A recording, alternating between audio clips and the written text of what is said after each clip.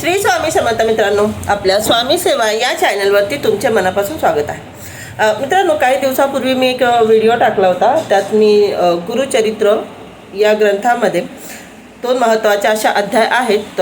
अध्याय 14वा आणि अध्याय 18वा हे दोन अध्याय आहेत, यांच्याबद्दल थोडंसं सांगितलं होतं। तर आज मी तुम्हाला 18वा अध्याय हा का महत्त्वाचा आहे किंवा 18वा अध्यायामध्ये काय सांगितलेलं आहे, 18वा अध्यायाच्याद्वारे आपल्याला गुरुचरित्रातून काय सांगण्याचा प्रयत्न केलेला आहे हे आज तुम्हाला मी थोडक्यात ती स्टोरीज आहे अध्यायामध्ये दिलेली, ही मला तुम्हाला सांगायची। तर चला चालू करूया। 18वा अध्यायामध्ये श्री नरसिंह सरस्वती जे गुरुदेव दत्त यांचे मनुष्य रूपातील द्वितीय अवतार आहे, त्यांचं जे स्थान आहे ते गाणगापूर हे कर्नाटकमध्ये येतं। गाणगापूर येथे श्री नरसिंह सरस्वती यांचं तीर्थक्षेत्र आहे। तिथे जे स्वामी भक्त आहेत त्यांना माहिती आहे, तिथे अतिशय असं पावन असं ठिकाण आहे गाणगापूर। तर चला मी तुम्हाला थोडक्यात सांगते स्टोरी अध्यायामध्ये काय आहे।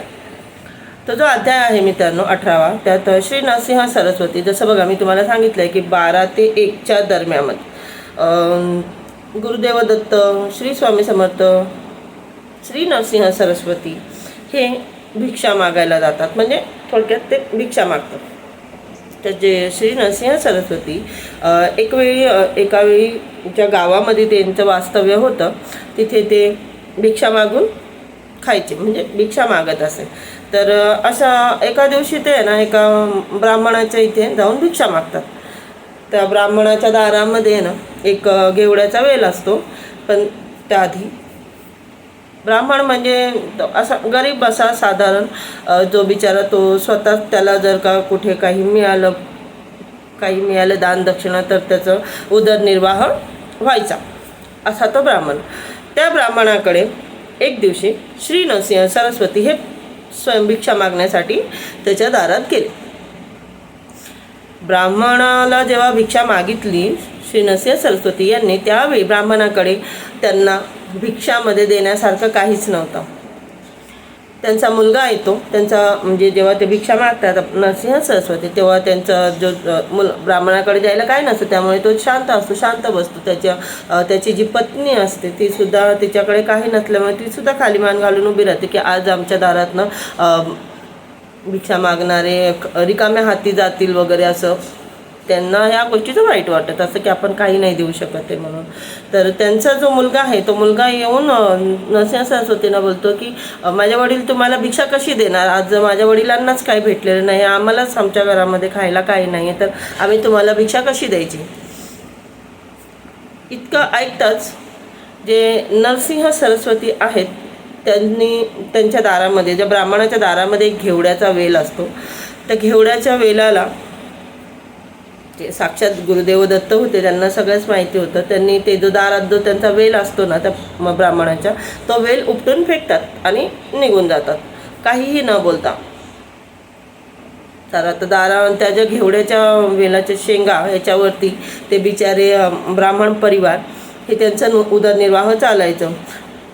आता त्यांनी जेव्हा हे नरसिंह सरस्वती यांनी जेव्हा ते वेल उपटून टाकला, तर ब्राह्मण तर त्यांनी काही रिॲक्ट नाही केलं, परंतु त्यांची जी पत्नी होती ती पत्नी अतिशय रागावली की याच्यावर आम्ही काय यांचं वाईट केलं होतं, यांनी आमचा जो जगण्याचा जो मार्ग आहे, एक आधार होता आमचा, आम्ही याच्यावरती या घेवड्याच्या शेंगा विकून आमचं उदरनिर्वाह चालायचा, तर यांनी असं का केलं, आम्ही यतीश्वरांनी असं का केलं, आमच्याकडे द्यायला काय नव्हतं, मग तरी यांनी असं नाही करायला पाहिजे होतं, त्यांनी तर आमच्या जगण्याचा एकमेव आधार होता तो सुद्धा संपवून टाकला। असं सगळं असं त्यांच्या चिंतेमध्ये त्यांनी रडून रडून ब्राह्मणाची पत्नी या सगळ्या गोष्टी बोलत होते। परंतु ब्राह्मण जे होते त्यांनी काहीच नाही बोललं। त्यांनी त्यांच्या पत्नीला उलटं हे समजावलं की जे आपल्या नशिबात आहे ते तर होणारच, आपण कोणाला दोष देऊन नाही चालणार, आपलं जे प्रारब्ध आहे आपल्याला त्याचं प्रमाण तर भोगायलाच लागणार आहे, की आपल्याच काही केलेल्या चुका असतील किंवा आपले कर्म असतील जे आज आपण या सगळ्या गोष्टी आपल्यासोबत होत आहे, असं सगळं बोलून ते जे ब्राह्मण आहेत ते जो वेल आहे आता ते बोलतात आता तोडलाच आहे तर मी याला काढून टाकतो, पाण्यामध्ये नेऊन सोडतो। तर यासाठी ते जातात आणि तो जो वेल आहे तो वेल ते पूर्णपणे खालून काढून घेतात. आता त्याचा काही फायदाच नाही होता असं पण. तर जेव्हा तो वेल काढतात ना मित्रांनो, त्या वेलाच्या खाली त्यांना धन सापडतं. आणि ही कृपा असते श्री नरसिंह सरस्वती यांची. आणि त्यांनी रागामध्ये वगैरे त्या वेल उपटलेला नसतो. त्यांना त्याद्वारे तो वेल उपटून तिथे त्यांनी ते धन, हे जो त्यांचाच आशीर्वाद असतो, हे त्यांना दाखवायचं होतं. त्यांना ते धन तिथून द्यायचं होतं की वेल उपटण्याच्या किंवा काढण्याच्या निमित्ताने हे लोक तिथे जातील. तर हे जे आहे त्यांना आशीर्वाद रूपामध्ये ते देऊन जातात. जेव्हा ते जे ब्राह्मण आहेत ते ब्राह्मण तो जो मूळ उपटतात, ते मूळ उपटताना त्यांना तिथे ते खाली धन भेटतं. आणि ते ओळखून घेतात की अरे हे कोणी साधेसुधे ब्राह्मण नव्हते, ते साक्षात परमेश्वर होते, साक्षात देव होते. तर तेव्हा जेव्हा त्यांना ते धन दिसतं, ते जे ब्राह्मण आहे ते धावत पळत त्यांच्याकडे जातात, त्यांची माफी मागतात की तुम्हाला माझ्या घरात माझ्या पत्नीने जे काही बोललं त्याबद्दल आम्हाला माफ करा, आम्हाला माहिती नव्हतं, तुम्ही तर साक्षात परमेश्वर आहे, तुम्ही आमचं कल्याण करण्यासाठी आले होते पण आम्हाला नाही समजलं. तर मित्रांनो, हा जो अध्याय आहे ना, हा अध्याय ही मी खूप शॉर्टकटमध्ये तुम्हाला सांगितलं. तो अध्याय ॲक्च्युली 4 पानांचा अध्याय आहे. त्याच्यात छोट्या छोट्या गोष्टी अतिशय डिटेलमध्ये सांगितलेल्या आहेत. आणि ह्या अध्यायाची आहे ना आपण सेवा घेऊ शकतो. म्हणजे कसं, गुरुचरित्राचे जे 2 अध्याय आहे, अध्याय 14वा आणि हा 18वा अध्याय. 14व्या अध्यायामध्ये तुमची जी भीती आहे, मनातलं जे भीती, धाक किंवा कोणी तुम्हाला त्रास देत असेल, कोणी तुमचे दुश्मन असतील, ते तुम्हाला अतिशय परेशान करत असतील, त्याच्यासाठी 14वा अध्यायाची सेवा घेतात. आणि हा जो अध्याय आहे 18वा, त्याच्यामध्ये धनसंपत्ती म्हणजे आपली आर्थिक परिस्थिती सुधारावी यासाठी 18व्या अध्यायाची सेवा घेतात. दर गुरुवारी आपण हे 2 अध्याय वाचावेत किंवा वाचले तर आपली आर्थिक संकट आणि जे तुमचे दुश्मन वैरी असतात यांच्यापासून तुम्हाला सुटकारा भेटतो. आणि 18वा जो अध्याय आहे त्याचं जेव्हा आपण सेवा घेतो, त्याचं जसं आपण पठण करत चालतो, आपली आर्थिक परिस्थिती सुधारते. तर मित्रांनो, हा आहे 18वा अध्यायाचा चमत्कार. आणि ज्यांनी कोणी आत्तापर्यंत घेतला असेल या अध्यायाचं, ज्यांनी लाभ उचलला असेल, जे सेवा घेत असेल, त्यांना नक्कीच ही गोष्ट माहिती असेल.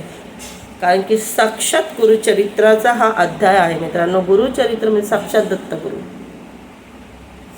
गुरुचरित्र वाचणं हे आपलं सौभाग्य असतं. दत्तगुरूंची जेव्हा मर्जी होते तेव्हाच आपण गुरुचरित्र वाचू शकतो. असं तुम्ही कितीही ठरवा मला पारायण करायचं आहे वगैरे, तर ते नाही होऊ शकत. तर दत्तगुरूंची ज्याच्यावरती कृपा झाली तोच व्यक्ती गुरुचरित्र वाचू शकतो. हे जगत सत्य आहे, हे मी नाही बोलत, हे जगत सत्य आहे. जे दत्तगुरूंची सेवा करतात, जे स्वामींची सेवा करतात, त्यांना मला काही प्रमाण द्यायची गरज नाही. तर चला मित्रांनो, आजच्या व्हिडिओत फक्त इतकंच. भेटूया पुढच्या व्हिडिओत.